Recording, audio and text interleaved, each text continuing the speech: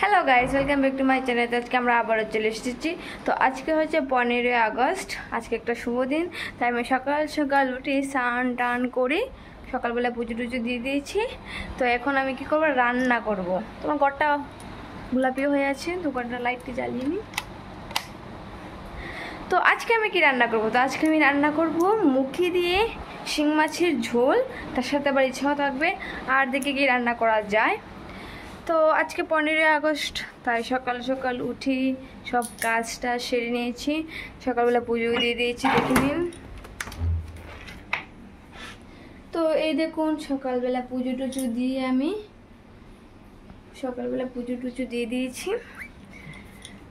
তো আমার পুজো টুজো দেওয়া কমপ্লিট হয়ে সমস্ত কাজ কমপ্লিট। এখন শুধু রান্নাটা বাকি আছে, রান্না করব আর খাবো। এখন বাজে 9টা, 9:30 হবে।